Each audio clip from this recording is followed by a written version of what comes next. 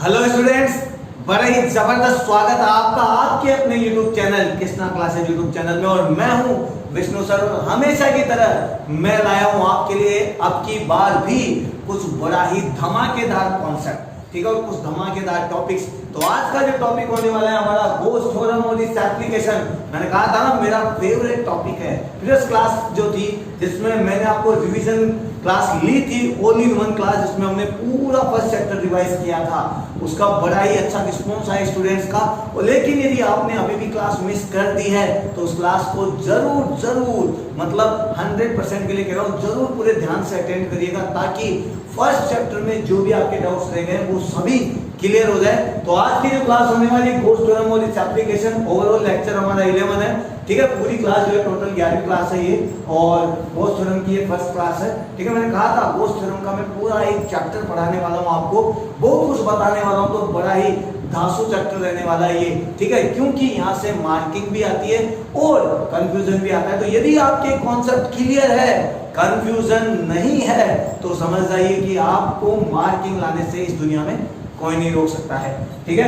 12th class all boards, आप कोई भी बोर्ड्स में पढ़ते हो, इसके अलावा आईआईटी, नीट और एनटीएससी काई की भी प्रिपरेशन कर रहे हो, सबके लिए ये टॉपिक बड़ा ही मोस्ट इंपोर्टेंट टॉपिक है, ठीक है। तो आज के जो हमारे टॉपिक्स होने वाले हैं वो होने वाले गोस्ट थ्योरम, गाउस का नियम होने वाला है, proof of ghost theorem, Gauss के नियम की उत्पत्ति होने वाली है, कूलॉम्स लॉ से किस तरीके से गोस्ट थ्योरम उत्पन्न हुई है, किस तरीके से गोस्ट थ्योरम डिराइव हुई है, ये हम पढ़ने वाले हैं। इसके अलावा पढ़ने वाले हैं चार्ज डिस्ट्रीब्यूशन, आवेशों का वितरण, ये भी मोस्ट इंपोर्टेंट टॉपिक है कि किस तरीके से चार्ज डिस्ट्रीब्यूट होते हैं कंडक्टर और नॉन कंडक्टर पर, चालकों पर और अचालकों पर, किस तरीके से आवेश फैलते हैं, ये भी हम पढ़ने वाले हैं। और इसके अलावा पढ़ने वाले super question with super duper concept, बड़े ही इंपोर्टेंट क्वेश्चंस पर हम डिस्कस करने वाले हैं। तो आज की क्लास भी बड़ी धांसू रहने वाली है, बड़ी ही जबरदस्त और धमाकेदार रहने वाली है। बस करना क्या है, आपको पूरे लगन से फोकस करना है और साथ में नोट्स भी बनाते रहने, क्योंकि अपने हाथों से लिखे हुए नोट्स से बेस्ट स्टडी मटेरियल और बुक कुछ भी नहीं होती है। समझ गए मेरी बात? तो नोट्स भी आप प्रिपेयर करते रहिए और कमेंट बॉक्स में कमेंट करते रहिएगा कि हाँ नोट्स बन रहे हैं, क्या प्रॉब्लम आ रही है। तो स्टूडेंट्स, बात करते हैं गोस्ट थ्योरम की। सबसे पहले मैंने यहाँ पे डेफिनेशन लिख दिया ताकि टाइम वेस्ट ना हो लिखने में, ठीक है। तो आप डेफिनेशन वीडियो पॉज करके नोट कर लीजिएगा, बड़ी आसान डेफिनेशन है और अलग अलग बुक्स में अलग अलग डेफिनेशन है, वो सब भी मैं आपको यहाँ पर बताने वाला हूँ ताकि आपको रटना ना पड़े। तो आइए पहले बात करते हैं डेफिनेशन की। It states that total electric flux linked with the closed surface in electric field is 1/epsilon times of total charge enclosed bye a surface, ठीक है। किसी भी विद्युत क्षेत्र में रखे बंद पृष्ठ, ये क्लोज सरफेस का मतलब बता देता हूं सबसे पहले। क्लोज सरफेस यानी बंद पृष्ठ जिसका वॉल्यूम होता है वो क्लोज सरफेस कहलाते हैं। जैसे सिलेंडर, बेलन, शंकु, कोन, घन, घनाभ, क्यूब, क्यूबॉइड, इन सब का क्या होता है, वॉल्यूम होता है, इसलिए ये क्लोज सरफेस कहलाते हैं। और क्लोज सरफेस वो है जिनका वॉल्यूम होता है, जैसे रेक्टेंगल, आयत, इसका कोई भी वॉल्यूम नहीं होता है। समझ गए ना मेरी बात? ट्रायंगल, इसका वॉल्यूम नहीं होता, तो ये क्लोज सरफेस नहीं है। तो किसी भी विद्युत क्षेत्र में, इलेक्ट्रिक फील्ड में यदि कोई क्लोज सरफेस रखा हुआ है तो उससे रिलेटेड जितना फ्लक्स है वो निकालने के लिए आपको फॉर्मूला यूज करना है। तो ये फॉर्मूला देता है, क्या कहता है कि टोटल फ्लक्स जो कि क्लोज सरफेस से जुड़ा हुआ है वो total charge enclosed by the surface, यानी कुल आवेश जो कि उस सरफेस के अंदर है वो, और 1/epsilon के मल्टीप्लाई मतलब गुणनफल के बराबर होता है। शायद आपको डेफिनेशन से मैं बोल रहा हूँ ऐसे नहीं समझ में आएगा, तो मैं आपको यही बता रहा हूँ डायरेक्टली मैथमेटिक्स, ठीक है। डेफिनेशन वाले बता रहा हूँ, ध्यान से समझ जाएंगे आप, ठीक है। ये आपका क्लोज सरफेस है, बंद पृष्ठ है। तो किसी भी क्लोज सरफेस से रिलेटेड यदि टोटल फ्लक्स निकालना है तो पता कीजिए कि इसमें टोटल चार्ज कितना है। तो सबसे पहले मैं देख लेता हूँ कि इसमें टोटल चार्ज है क्यों। तो यदि किसी क्लोज सरफेस में क्यू चार्ज रखा हुआ है, मतलब इस क्लोज सरफेस से रिलेटेड चार्ज कितना है, क्यू, तो इस सरफेस से रिलेटेड टोटल फ्लक्स यदि आपको निकालना है तो टोटल फ्लक्स इसको हम शो करते हैं फाई से, ठीक है। टोटल फ्लक्स हमेशा होगा total charge multiplied with 1/epsilon। यही डेफिनेशन है कि total flux will be multiplication of total charge कुल आवेश और 1/ε0 के गुणनफल के बराबर होगा। Q इंटू 1/ε0 हमेशा टोटल फ्लक्स देगा, लेकिन ये टोटल फ्लक्स हमेशा क्लोज सरफेस के लिए आप निकाल सकते हैं। मतलब गॉस थ्योरम हमेशा क्लोज सरफेस पे ही काम करेगी, क्लोज सरफेस के अलावा ये कभी भी काम नहीं करेगी। मतलब आप यदि सोचे कि मैं एक स्क्वायर के लिए निकाल लूं, वर्ग के लिए निकाल लूं, तो नहीं काम करेगा गॉस थ्योरम, आपका ध्यान रखिएगा। तो आपको उस समय कौन सा फॉर्मूला लगाना है, तो यदि क्लोज सरफेस नहीं है तो आपका फॉर्मूला लगेगा फाई का E.ds cos थीटा, जो मैंने प्रीवियस क्लासेस में बताया था जब मैंने आपको इलेक्ट्रिक फ्लक्स पढ़ाया था। ठीक है, ये फॉर्मूला यहां भी अप्लाई हो सकता है, लेकिन आप समझिए मैंने ये फॉर्मूला क्यों अप्लाई नहीं किया है, कारण बता देता हूं। इस फॉर्मूले के हिसाब से इस सरफेस में कितने फलक है, कितने सरफेस है, तो इसमें 6 सरफेस है, 6 फेसेस है, 1 2 3 4 5 और पीछे वाला 6 है ना। तो ये फॉर्मूला आपको 6 टाइम्स लगाना पड़ेगा, 6 बार ये फॉर्मूला लगाओगे आप तब जाके आंसर आएंगे। तो इससे बेटर तो यही फॉर्मूला है। टोटल चार्ज कितना है ये पता कर लीजिए और ε0 का डिवाइड दे दीजिए या 1/ε0 से मल्टीप्लाई कर दीजिए, एक ही बात है। ठीक है, तो अलग अलग डेफिनेशन है, तो यहां से मैं डायरेक्ट फॉर्मूला आपको बता देता हूं। ठीक है, इसको रफ कर देता हूं। तो आपका जो फॉर्मूला बनने वाला है फ्लक्स का फाई इक्वल टू रहेगा Q/ε0। ये total charge divide bye permittivity of free space, कुल आवेश डिवाइड बाय विद्युत क्षेत्र की विद्युतशीलता। ठीक है, ये यहाँ पे इसका फ्लक्स का फॉर्मूला आ गया। लेकिन गॉस थ्योरम हमेशा कहां पर एप्लीकेबल होती है, मैं यहाँ पे नोट लिख देता हूं, ओनली क्लोज सरफेस।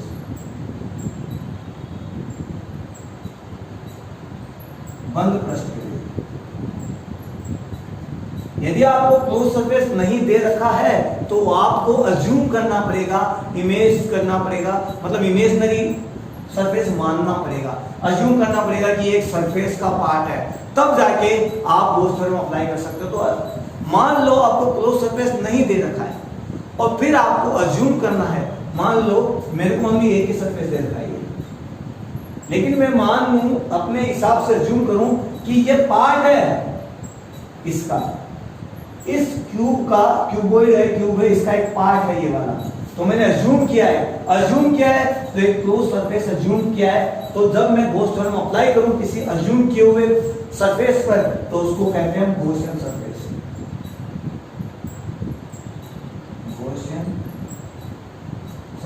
गाउसियन पृष्ठ। मतलब ऐसा इमेजिनरी सरफेस जिसको यूज करते हुए हम गॉस थ्योरम अप्लाई करते हैं, गॉस थ्योरम का यूज करते हैं, या गॉस थ्योरम को जब हम यूज में लेते हैं तो जो सरफेस हम अज्यूम करते हैं उसको हम कहते हैं गॉसियन सरफेस, गाउसियन पृष्ठ। इसकी कोई डेफिनेशन पूछी नहीं जाती, लेकिन आपको पता होना चाहिए गॉसियन सरफेस है क्या। गॉसियन सरफेस के नाम से आपको पता लग जाएगा कि यार ये एक सरफेस है जिसमें हम गॉस थ्योरम अप्लाई कर रहे हैं, गॉस का नियम इसमें यूज कर रहे हैं। आगे मेरी बात समझ में, तो गॉस थ्योरम आपको समझ में आ गई होगी और ये भी समझ में आ गया होगा गॉस थ्योरम क्यों यूजफुल है, क्योंकि कॉम्प्लिकेशन कम रहते हैं। क्लोज सरफेस के लिए डायरेक्ट वैल्यू निकाल सकते हैं आप फ्लक्स की, Q/ε0, टोटल चार्ज में ε0 का डिवाइड कर दीजिए, तो यहां से अलग डेफिनेशन भी निकलती है। क्या ये जो टोटल फ्लक्स है ये टोटल चार्ज और ε0 का रेशियो होता है। तो मैं यहां से डेफिनेशन बना सकता हूं, total flux related to a close surface is the ratio of total charge to ε0। तो ये भी मैं लिख सकता हूं यहां पे कि कुल आवेश और निर्वात की विद्युतशीलता के अनुपात को हम कहते हैं फाई। ठीक है, तो आप रेशियो के हिसाब से लेना चाहे तो Q/ε0 बोलेंगे, और यदि आपको मल्टीप्लिकेशन के हिसाब से लेना हो तो टोटल चार्ज मल्टीप्लाइड विद 1/ε0, कुल आवेश इनटू 1/ε0 आप ऐसे बोलेंगे। ठीक है, बात एक ही है लेकिन समझने का तरीका है।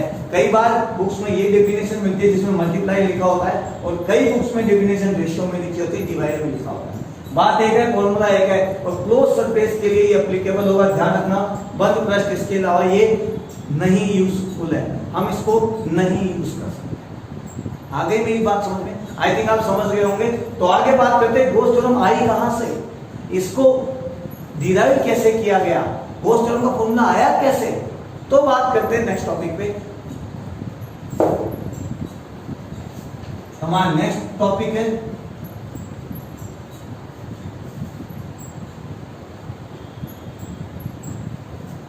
प्रूफ ऑफ गॉस थ्योरम, है ना। बात करते हैं प्रूफ की।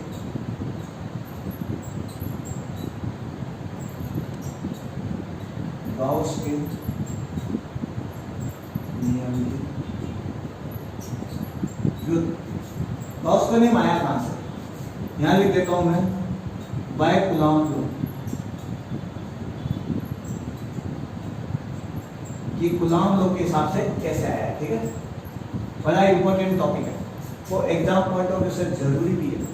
ठीक है, इसके अलावा स्टूडेंट्स बात करते हैं, जब आपको ये सब पढ़ लो तो फॉर्मूला जरूरी याद करना, क्योंकि एग्जाम पॉइंट ऑफ व्यू से जरूरी है।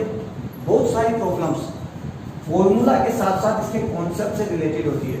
तो यदि आपको कॉन्सेप्ट समझ में आता है तो उन प्रॉब्लम्स को आप फेमिलियर होके, मतलब उन प्रॉब्लम्स को आप एज ए डेरिवेशन आप सॉल्व कर पाते हैं और फटाफट आंसर ला पाते हैं। तो किसी भी न्यूमेरिकल या प्रॉब्लम को सॉल्व करने के लिए आपको उसका बेस मजबूत होना चाहिए। बेस जानना जरूरी है कि आपका बेस कितना मजबूत है।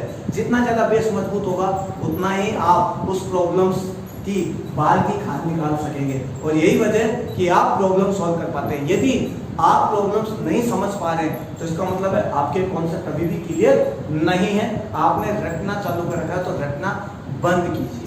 ठीक है, और इसके अलावा यदि फिर भी आपके मन में कोई डाउट्स रहते हैं तो आप डाउट्स क्लियर करने के लिए मेरा WhatsApp group, Telegram group, Facebook और इंस्टाग्राम पे मुझसे जुड़ सकते हैं, जिसका लिंक मैंने डिस्क्रिप्शन में दे रखा है, और सारे वीडियोस की प्लेलिस्ट का लिंक भी मैंने डिस्क्रिप्शन में दे रखा है, तो आप वहां से सारे वीडियोस देख सकते हैं क्लास बाय क्लास। तो स्टूडेंट्स आइए बात करते हैं proof of Gauss theorem. Gauss के नियम की उत्पत्ति हुई कैसे है, ये भी तो हमें पता होना चाहिए। ठीक है, गॉस का नियम आया कहां से है? गॉस थ्योरम कूलॉम्स लॉ से डिराइव हुई है। अब कूलॉम्स लॉ को यूज करते हुए कैसे गॉस थ्योरम आई है, इसके बारे में हम डिस्कस करते हैं। मेरी बात ध्यान से सुनना, ठीक है, बहुत ही जरूरी है। ठीक है, अलग अलग बुक्स में अलग अलग मेथड है, लेकिन मैं आपको सबसे आसान वाला मेथड बताने वाला हूं। तो एक एक बात जो मैं बोलूं, एक एक पॉइंट जो मैं बोलूं, उस पर फोकस करना। ठीक है, अज्यूम करता हूं मैं कि मेरे पास एक स्फेरिकल सरफेस है, एक गोलाकार पृष्ठ है, चालक गोलाकार पृष्ठ। ठीक है, मैं यहां पे लिख देता हूं ताकि आपको याद है। कंडक्टर स्फेरिकल,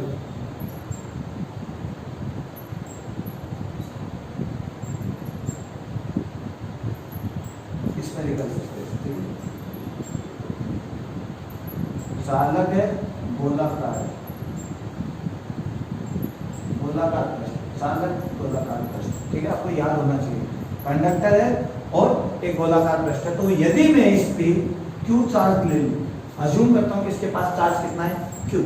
जैसे ही हम किसी कंडक्टर को चार्ज देते हैं, मैंने आपको पहले भी बोला था कि जब किसी कंडक्टर को चार्ज दिया जाता है तो चार्ज हमेशा इक्वली डिस्ट्रीब्यूट हो जाता है, इक्वली फैल जाता है उसके पृष्ठ पर।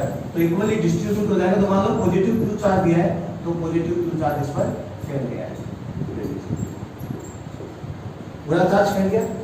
इसकी रेडियस, इसकी त्रिज्या है कैपिटल आर।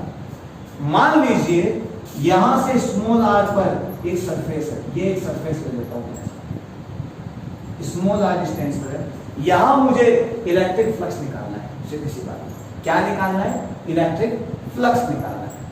याद रहेगा, इलेक्ट्रिक फ्लक्स निकालना है। ठीक है, फिलहाल मैं ऐसा मान लेता हूं कि ये जो सरफेस है वो किसी क्लोज सरफेस का एक पार्ट है, किसी बंद पृष्ठ का एक भाग है। तो यदि यहां पर स्फेरिकल है तो मैं अज्यूम करता हूं कि ये जो है एक स्फेयर का ही एक पार्ट है। थोड़े से डायग्राम में ऐसे बनते हैं, चित्रकला पेंटिंग इतनी अच्छी नहीं है मेरी, ठीक है, लेकिन समझ जाइए, समझ पूरा आएगा आपको। तो ये लीजिए, ये इसी का एक पार्ट है। ठीक है, मैंने अज्यूम किया है, तो इसका मतलब ये जो अज्यूम किया हुआ सरफेस है ये होता है Gaussian surface, Gaussian surface, Gaussian पृष्ठ, गॉसियन पृष्ठ। ठीक है, अज्यूम किया है। फिलहाल तो ये आगे काम आएगा अज्यूम करने वाला, फिलहाल तो मुझे बस डेरिवेशन निकालनी है जिसका कोई काम नहीं, लेकिन फिर भी मैं आपको बता रहा हूं ताकि आपके सारे डाउट्स क्लियर होते चले, स्टेप बाय स्टेप आप ऊपर बढ़ते चले, कॉन्सेप्ट आपके क्लियर होते चले। समझ गए मेरी बात? तो आगे बात करते हैं। यहां पर मुझे फ्लक्स चाहिए तो मैं यहां पे बात करता हूं टोटल फ्लक्स।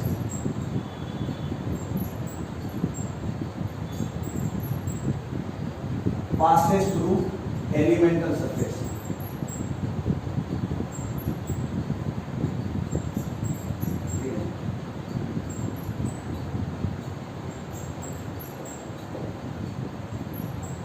क्षेत्रफल अल्पांश, क्षेत्रफल है और अल्पांश यानी थोड़ा सा है। और मैंने आपको कहा था जो एलिमेंटल सरफेस या क्षेत्रफल अल्पांश होता है उसका हमें डायरेक्शन लेना होता है, मतलब वेक्टर क्वांटिटी मानना पड़ता है हमें, वो एक वेक्टर क्वांटिटी होता है। बाकी जो सरफेस एरिया है वो वेक्टर क्वांटिटी नहीं होते, ध्यान रखिएगा। ठीक है, ये बात मैं पहले भी बता चुका हूं, इसलिए रिकॉल कीजिए, याद कीजिए। ठीक है, तो क्षेत्रफल अल्पांश से गुजरने वाला कुल विद्युत फ्लक्स,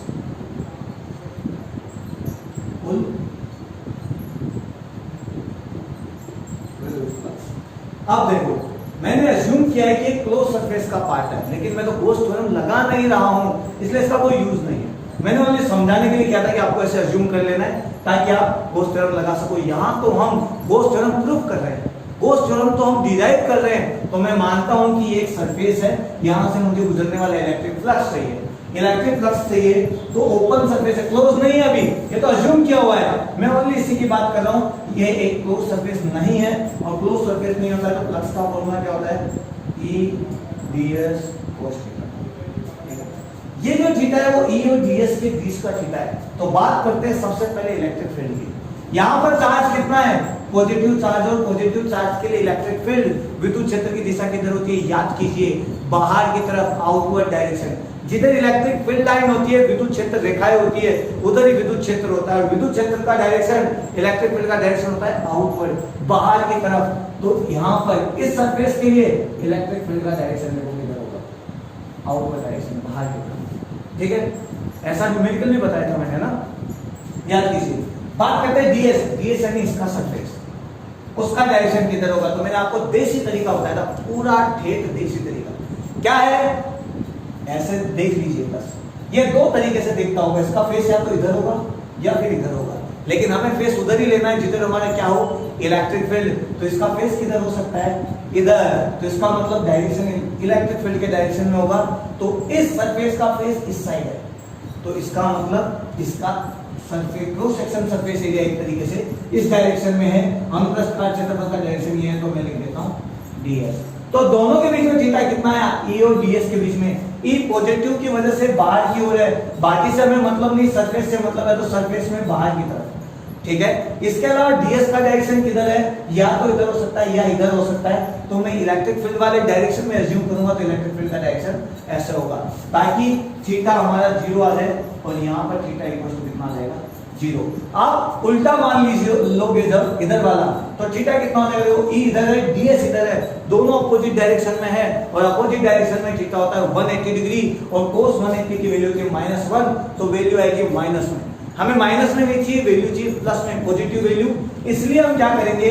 इस सरफेस को हम ऐसे देखेंगे कि यार इस सरफेस का जो फेस है, इस सरफेस का जो चेहरा है, इस पृष्ठ का जो फेस है वो इस साइड है, मतलब अनुप्रस्थ काट क्षेत्रफल, cross section area. Cross section area कह सकते हैं हम आसानी से, ताकि आपको याद रहे। वरना मैंने आपको बताया देसी तरीका है, अलग अलग बुक्स का अलग अलग तरीका है, लेकिन मैं जो तरीका बता रहा हूँ वो हर जगह काम करेगा। ऐसा कोई क्वेश्चन नहीं है जहाँ पे आप डायरेक्शन नहीं निकाल सकते, गारंटी है मेरी। बुक्स के डायरेक्शन लेंगे आप तो हमेशा कंफ्यूज रहेगा। वो डायरेक्शन कैसे लेना है? फेस के हिसाब से ले लीजिए डायरेक्शन, बड़ा ही आसान है, बड़ा ही शानदार तरीका, और हमेशा काम करेगा, ध्यान रखिएगा। तो बात करते हैं फ्लक्स की। फाई इक्वल टू, यदि थीटा 0 है तो cos 0 की वैल्यू रहेगी 1, तो यहाँ पर हो जाएगा E ds। ये मत सोचना सर ने थीटा निकालने का क्या तरीका बताया, आप पहले ट्राई कीजिए, उसके बाद बताइएगा मुझे कि ये काम करता है नहीं करता। मैं गारंटी लेता हूं 100% काम करेगा।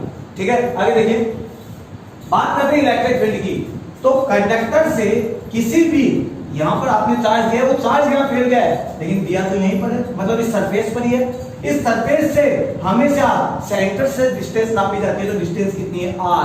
तो r डिस्टेंस पे हमें इलेक्ट्रिक फील्ड चाहिए, r डिस्टेंस पे हमें विद्युत क्षेत्र चाहिए। Q चार्ज की वजह से R डिस्टेंस पर इलेक्ट्रिक फील्ड, और Q चार्ज की वजह से फॉर्मूला क्या होता है देखिए, Q चार्ज की वजह से याद कीजिए फॉर्मूला होगा Q upon 4 pi epsilon naught R square. ये फॉर्मूला हो गया Q upon 4 pi epsilon naught R square.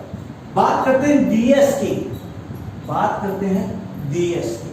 ds यानी सरफेस एरिया। अब बात करते हैं कि ये यानी क्लोज सरफेस एरिया का भाग है। अब यहां पे बात करते हैं कि क्लोज सरफेस एरिया का भाग है, तो मतलब पूरा डिस्टेंस r है। देखो इस पे पूरी रेडियस कितनी है, r है। तो जब पूरी रेडियस r है तो टोटल सरफेस एरिया कितना होगा, ठीक है। हमें टोटल सरफेस एरिया चाहिए, तो टोटल सरफेस एरिया के लिए हमें इंटीग्रेशन करना पड़ेगा। तो मैं यहाँ पे शुरू से ही इंटीग्रेशन का साइन लगा देता, तो यहाँ पे लिख देता हूं मैं ds, और जैसे ही मैं इंटीग्रेशन करूंगा Q upon 4 pi epsilon not integration ds, ठीक है। तो टोटल सरफेस का इंटीग्रेशन क्या होगा, phi is equal to Q upon 4 pi epsilon naught r square, और इंटीग्रेशन हो जाएगा s यानी टोटल सरफेस एरिया। और मैंने टोटल फ्लक्स निकालना है क्योंकि Q चार्ज है, उसकी वजह से इलेक्ट्रिक फील्ड लाइन सभी डायरेक्शंस में जाएगी, तो टोटल फ्लक्स चाहिए मुझे। गॉस थ्योरम अप्लाई करनी है तो मुझे क्लोज सरफेस मानना पड़ेगा, इसलिए मैंने अब क्लोज सरफेस के लिए ले लिया। पहले मैंने पॉइंट के लिए लिया था ओनली, क्योंकि मुझे डायरेक्शन चाहिए था। अब मुझे वैल्यू चाहिए, और वैल्यू के लिए मैंने टोटल सरफेस एरिया अज्यूम किया है, जिसको हम क्या बोलते हैं, गॉसियन सरफेस कहते हैं। तो गॉसियन सरफेस अज्यूम किया है, और गॉसियन सरफेस का पूरा सरफेस एरिया मतलब पूरा भाग, क्योंकि यहां पर है तो पूरा सरफेस कितना होता है, पूरा सरफेस एरिया s, और s की वैल्यू होती है phi equal to Q upon 4 pi epsilon naught r square into 4 pi r square. किसी भी स्फेयर के सरफेस एरिया का फॉर्मूला ये है, गोलाकार पृष्ठ के क्षेत्रफल होता है 4 पाई r स्क्वायर। जहां आपको पॉइंट मेजर करनी है वो r लेना है, ना कि रेडियस। इससे हमें कोई मतलब नहीं है, जो पॉइंट यहाँ पर है उससे लेते हुए जो रेडियस का जो आपने गॉसियन सरफेस माना है उसकी रेडियस सही है। तो 4 पाई से 4 पाई और r स्क्वायर से r स्क्वायर कैंसिल हो गया, तो हमारे पास phi की जो वैल्यू बचने वाली है मैं यहाँ पे रफ कर देता हूँ, ठीक है।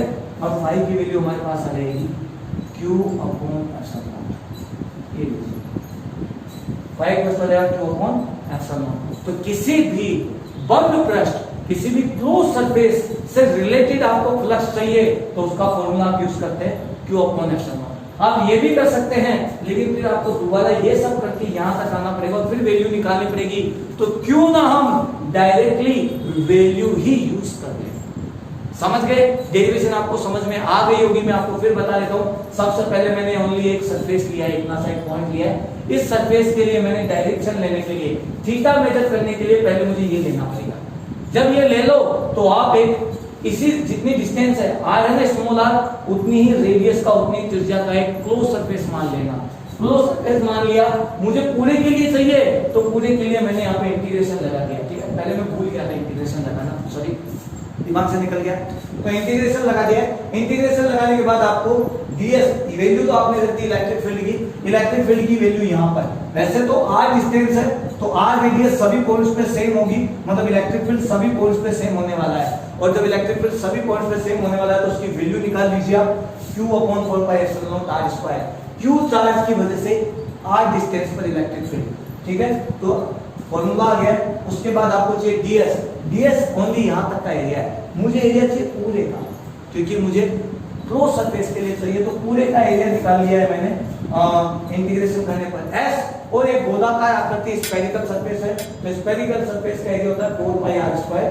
4 पाई r स्क्वायर से 4 पाई r स्क्वायर कैंसिल हो गया, phi इक्वल टू आ गया q अपॉन एप्सिलॉन नॉट। समझ गए होंगे, ये गॉस थ्योरम की प्रूफ है।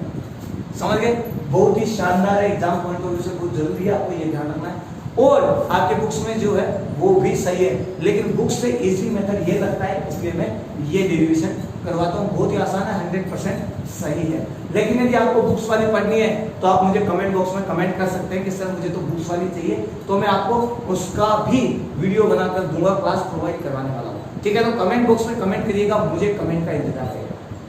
ठीक है, तो आइए बात करते हैं नेक्स्ट टॉपिक की, चार्ज डिस्ट्रीब्यूशन, जो कि बहुत ही जरूरी है क्योंकि बहुत सारे स्टूडेंट्स इसमें कंफ्यूज हो जाते हैं। तो आइए बात करते हैं चार्ज डिस्ट्रीब्यूशन।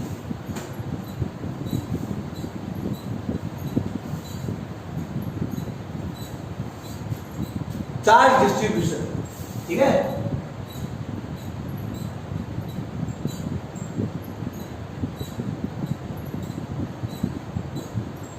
कई जगह आपको कंटिन्यूअस चार्ज डिस्ट्रीब्यूशन भी मिलेगा। हम यहां पे अभी तो यही लिख देता हूं आवेश वितरण,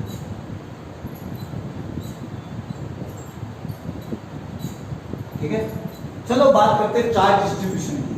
तो सबसे पहले बात करते हैं लीनियर चार्ज डिस्ट्रीब्यूशन, ठीक है। Linear charge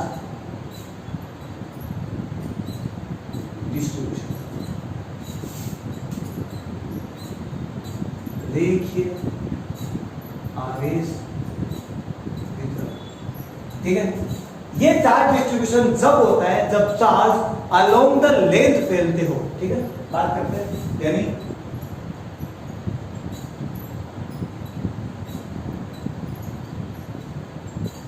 charge distributed equally along the marker जो है इन खत्म हो गई अलोंग द लेंथ के अलोंग, ठीक है। मैं लिख देता हूं जब आवेश लंबाई के अनुदिश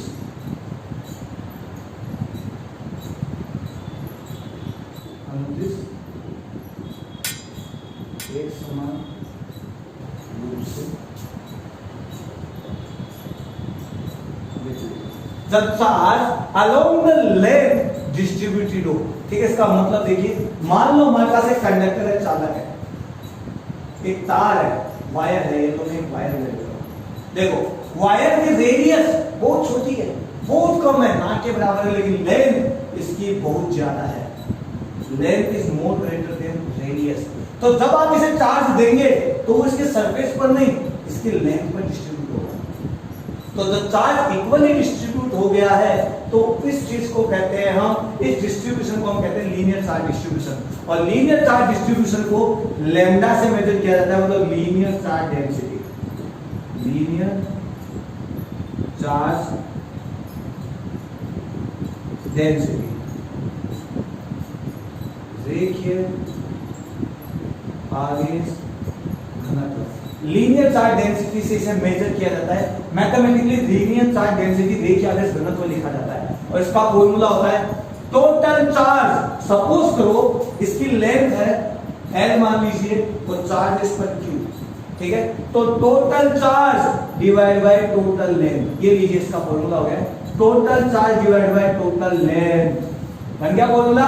तो इसकी यूनिट क्या होगी, मैं यहाँ पे यूनिट भी लिख देता हूं, unit coulomb per metre, coulomb per metre, ये इसकी लेंथ यूनिट हो जाएगी। तो जब आपका चार्ज लेंथ के अलोंग, मतलब लेंथ पर लंबाई के अनुदिश डिस्ट्रीब्यूटेड हो, तो अब उस चार्ज डिस्ट्रीब्यूशन को कहते हैं लीनियर चार्ज डिस्ट्रीब्यूशन। और लीनियर चार्ज डिस्ट्रीब्यूशन रेखीय आवेश वितरण को जब आप पढ़ेंगे तो इसके फॉर्मूला जब यूज करेंगे तो उसे कहेंगे लीनियर चार्ज डेंसिटी। और लीनियर चार्ज डेंसिटी यानी रेखीय आवेश घनत्व को शो करते हैं लैम्डा से, लैम्डा, जिसका फॉर्मूला होता है total charge divide by total length, कुल आवेश डिवाइड बाय कुल लंबाई। तो मान लीजिए इसकी लंबाई L है, लेंथ L है और चार्ज इस पर Q है, तो इसका फॉर्मूला ये हो जाएगा।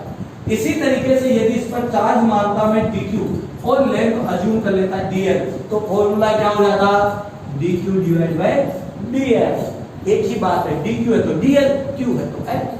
समझ गए? अलग अलग बुक्स में अलग अलग मिलने वाला है, इसलिए आप कंफ्यूज ना हो, इसलिए मैंने आपको बता दिया। ठीक है। डिस्ट्रीब्यूशन भी मैंने आपको बताया था कि कंडक्टर और नॉन कंडक्टर पर अलग अलग होता है। सपोज करो आपके पास चालक है, तो चालकों में क्या होता है, मान लो ये चालक है और ये अचालक है, इसका मतलब ये कंडक्टर है आपके पास और ये नॉन कंडक्टर है, अचालक। तो जब चालक पर आप आवेश देंगे यहाँ पर, तो ये आवेश, ये चार्ज सभी जगह डिस्ट्रीब्यूट हो जाएंगे, क्योंकि कंडक्टर में चार्ज एक पॉइंट से दूसरे पॉइंट पर जा सकते हैं, तो ये फैल जाएंगे। लेकिन नॉन कंडक्टर में जब आप चार्ज देंगे तो ये चार्ज मैंने यहाँ पर दिया, तो नॉन कंडक्टर में चार्ज एक जगह से दूसरी जगह मूव नहीं कर पाते, तो ये भी यहाँ से यहाँ नहीं जाएगा और बस अपनी जगह पड़ा हुआ रहेगा। तो टोटल चार्ज हमेशा वॉल्यूम में ही रह जाते हैं, मतलब जिस पॉइंट पे आप चार्ज दोगे उसी पॉइंट पे चार्ज रहेगा।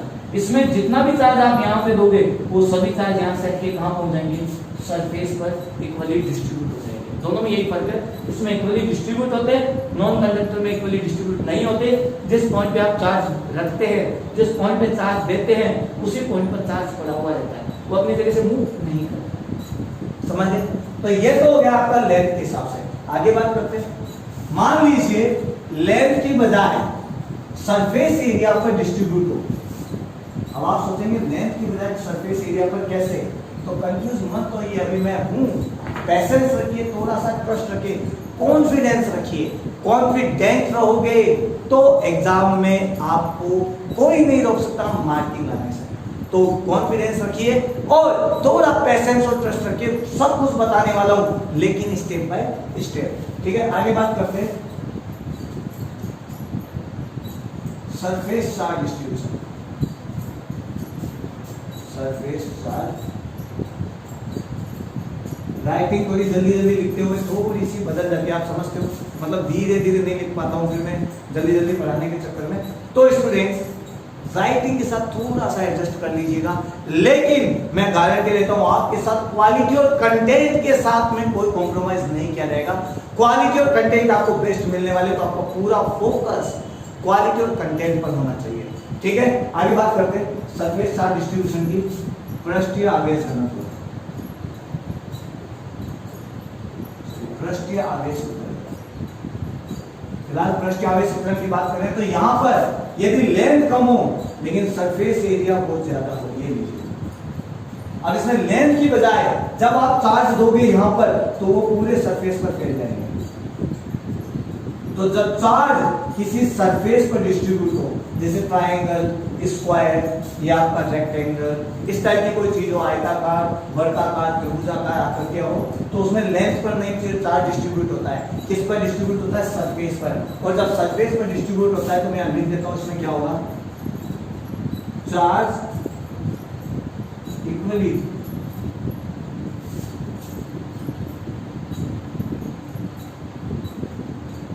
spread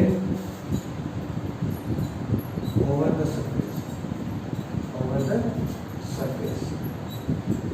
आवेश पृष्ठ पर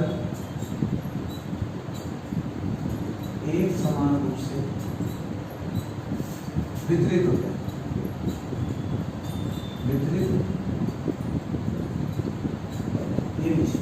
तो इसकी डेफिनेशन बता दी कि इसमें चार्ज हमेशा एक समान रूप से फैला हुआ रहता है, किस पर? सरफेस पर। तो फॉर्मूला, जब फॉर्मूला यूज करते हैं तो फॉर्मूला आएगा आपका सरफेस चार्ज डेंसिटी।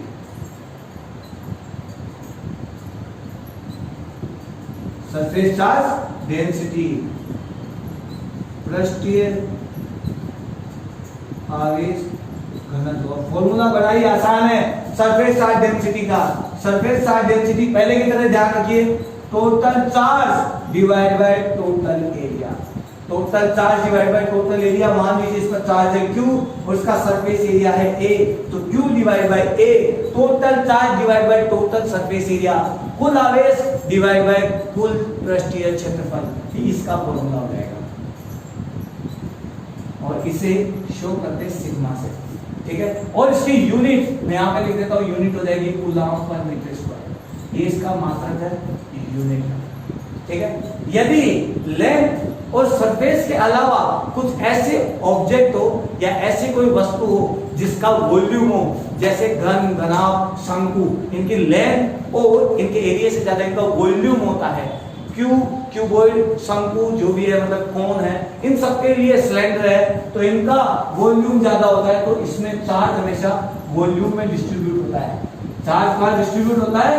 वॉल्यूम में डिस्ट्रीब्यूट होता है, ध्यान रखिएगा। तो इस तरह का डिस्ट्रीब्यूशन कहलाता है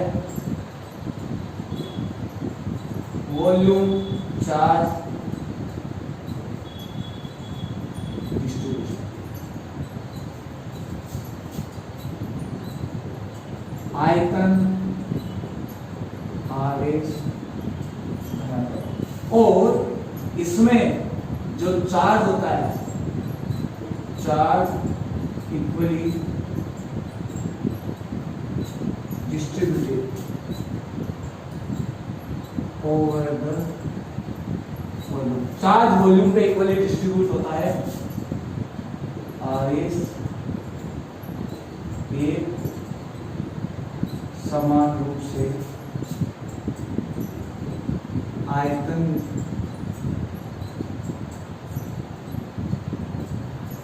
आवेश आयतन पर एक समान रूप से वितरित रहता है। मान लीजिए आपके पास एक स्फेरिकल है, गोला है जिसका वॉल्यूम होता है, इस पर चार्ज आपने दे दिया Q और पूरा चार्ज डिस्ट्रीब्यूट हो गया इक्वली। Q चार्ज है और V वॉल्यूम है, आयतन है V, और इस वॉल्यूम में डिस्ट्रीब्यूट हो गया है। जिनका वॉल्यूम होता है उनमें चार्ज वॉल्यूम के अकॉर्डिंग डिस्ट्रीब्यूट होता है, जिनका एरिया होता है उनका एरिया डिस्ट्रीब्यूट होता है, और जिनकी लेंथ ज्यादा होती है उनपे लेंथ के अकॉर्डिंग डिस्ट्रीब्यूट होता है। ध्यान रखना, ठीक है। तो इसमें वॉल्यूम है इसकी ज्यादा, तो वॉल्यूम पे डिस्ट्रीब्यूट हुआ है चार्ज, और जब वॉल्यूम में डिस्ट्रीब्यूट होता है तो हम बात करते हैं वॉल्यूम चार्ज डिस्ट्रीब्यूशन की, और जब फॉर्मूला यूज करते हैं तो हम लिखते हैं volume charge density. Volume charge density आयतन आवेश घनत्व, और इसको लिखते हैं, शो करते हैं रो से, रो डेंसिटी वाला रो, और इसका फॉर्मूला होता है total charge divide by total volume, total charge divide by total volume, और इसकी यूनिट होगी देखो coulomb per metre cube, coulomb और मीटर क्यूब ये इसकी यूनिट हो गई। तो तीन तरह का डिस्ट्रीब्यूशन होता है, चार्ज अलोंग द लेंथ मतलब लंबाई के अनुदिश, पृष्ठीय क्षेत्रफल पर, सरफेस पर, और वॉल्यूम पर, आयतन पर डिस्ट्रीब्यूट होते हैं, ठीक है। तो यदि लेंथ पर डिस्ट्रीब्यूट होते हैं तो लीनियर चार्ज डेंसिटी, सरफेस पर होते हैं तो सरफेस चार्ज डेंसिटी, और यदि वॉल्यूम पर होते हैं तो वॉल्यूम चार्ज डेंसिटी से मेजर किया जाता है। तीनों के फॉर्मूले मैंने यहाँ पे लिख दिए, आपके आगे बहुत काम आएगा, ठीक है। यदि चार्ज dq हो और वॉल्यूम dv हो तो याद करिए मैंने क्या बताया था, टोटल चार्ज dq और टोटल वॉल्यूम हो जाएगी dv। फॉर्मूला यही रहेगा, total charge divide by total volume. Gauss theorem हो गई है, गॉस थ्योरम की एप्लीकेशन हो गई है, चार्ज डिस्ट्रीब्यूशन हो गया। अब बच गया सुपर क्वेश्चंस। तो आज की क्लास मुझे थोड़ी जल्दी खत्म करनी पड़ेगी, तो नेक्स्ट क्लास हम डिस्कस करेंगे सुपर क्वेश्चंस के साथ में। तो नेक्स्ट क्लास भूलिएगा मत, इस क्लास से पूरे कॉन्सेप्ट क्लियर कर लीजिएगा, क्योंकि जो नए क्वेश्चंस मैं बताने वाला हूं वो इसी क्लास के टॉपिक से रिलेटेड होंगे। तो यदि आपने क्लास एंजॉय की, आपको मजा आया है, आपके डाउट्स क्लियर हो रहा है, आपको लग रहा है कि फिजिक्स बड़ी आसान है, चुटकियों में सॉल्व कर दूंगा, और यदि आपने फिजिक्स को रटना बंद कर दिया है, फिजिक्स के साथ खेलना स्टार्ट कर दिया है, तो कमेंट करिए और शेयर करिए, ज्यादा से ज्यादा लोगों तक पहुंचाइए, ताकि ज्यादा से ज्यादा लोगों को इसका फायदा हो, ठीक है स्टूडेंट्स। तो मिलते हैं नई क्लास में नए सुपर डुपर कॉन्सेप्ट वाले सुपर क्वेश्चंस के साथ। जब तक के लिए जय हिंद।